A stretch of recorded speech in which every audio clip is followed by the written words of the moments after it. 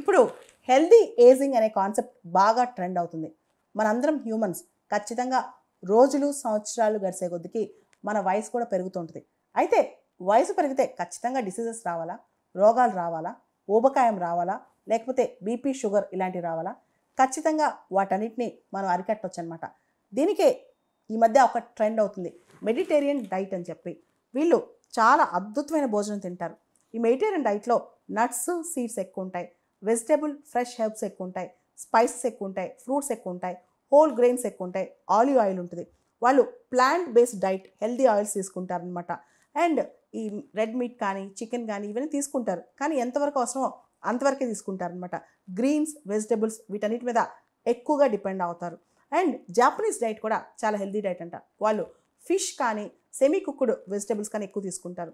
ఎక్కువగా active life స్టైల్లో ఉంటారన్నమాట జాపనీస్. ఎప్పుడు పని చేస్తూనే ఉంటారు అండ్ ఎక్కువగా వాకింగ్ లాంటివి చేస్తుంటారు.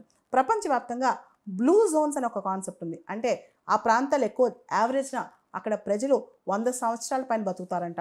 ఆ బ్లూ జోన్స్ అంటే జపాన్లో ఒకినోవా అనే ఐలాండ్ ఆ ప్రాంతం. అదేవిధంగా ఇటలీ దగ్గర సార్డీనియా ఐలాండ్స్ అనమాట.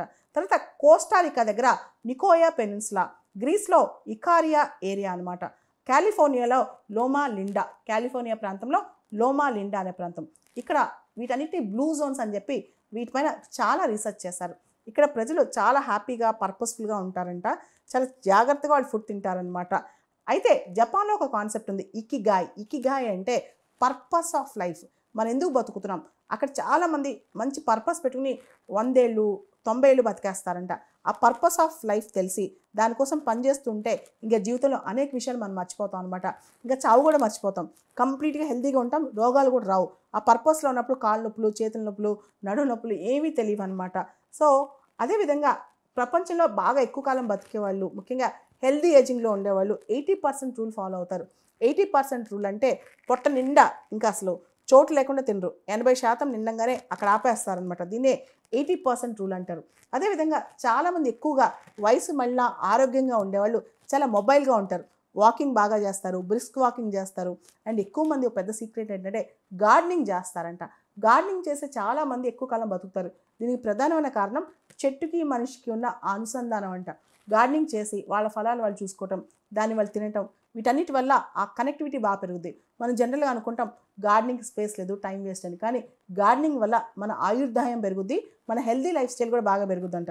తర్వాత సోషల్ బాండ్స్, ఫ్యామిలీ బాండ్స్. ఎవరికైతే కుటుంబాలతో మంచి కనెక్షన్, హ్యాపీగా ఎమోషనల్ బాండింగ్ ఉందో, అదేవిధంగా సమాజంతో మంచి బాండింగ్ ఉందో, దేవుడిని రకరకాల ఫెయిత్స్ని ఫాలో అవుతారు, అంటే నమ్మకాలని వీటన్నిటిని ఫాలో అవుతారో వాళ్ళు కూడా చాలా కాలం బతుకుతున్నారంట. అంటే ఓవరాల్గా ప్లాంట్ బేస్డ్ ఫుడ్ ఎక్కువ తీసుకుని, సోషల్ బాండింగ్స్ ఎక్కువ ఉండి, అదేవిధంగా ఫ్యామిలీ, సోషల్ బాండింగ్స్ ఎక్కువ ఉండి, ఇకిగాయ్ పర్పస్ ఆఫ్ లైఫ్ తెలుసుండి ఇలాంటి వాళ్ళు చాలా కాలం బతుకుతున్నారు. అంతేకాదు హెల్దీ ఏజింగ్ అంటే మనం వృద్ధాప్యంలోకి వెళ్తూ ఉంటాం, కానీ అది కూడా హ్యాపీగా, డిగ్నిఫైడ్గా, ఆరోగ్యవంతంగా, ఎవరిపైన డిపెండ్ అవ్వకుండా హెల్దీ బాండింగ్ అనమాట.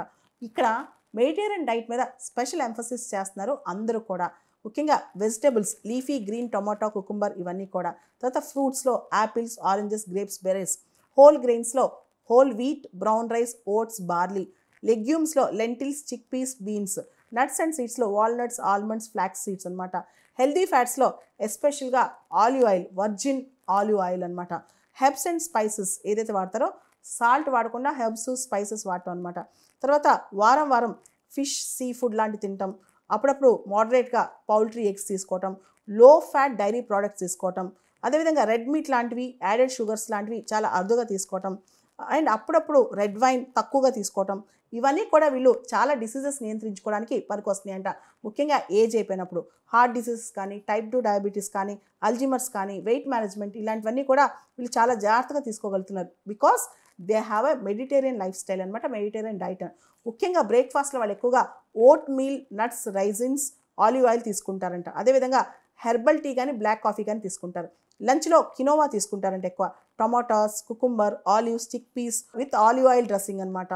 అదేవిధంగా ఒక పక్కన లంచ్లో ఫ్రూట్స్ కూడా తింటారంట. తర్వాత స్నాక్స్ అంటే కొన్ని ఆల్మండ్స్ కానీ, లేదా రకరకాల వెజ్జీ స్టిక్స్ కానీ తింటారు. డిన్నర్లో గ్రిల్ ఫిష్ లాంటివి తింటారంట. గ్రిల్ ఫిష్, బ్రొకోలీ ఇవన్నీ డిన్నర్లో, లంచ్లో తీసుకుంటారు. అండ్ అప్పుడప్పుడు రెడ్ వైన్ తీసుకుంటారంట. దీంతో వాళ్ళు చాలా హెల్తీగా ఉన్నారంట. కాబట్టి మెడిటేరియన్ డైట్నే అందరూ ప్రిస్క్రైబ్ చేస్తున్నారు ఇప్పుడు.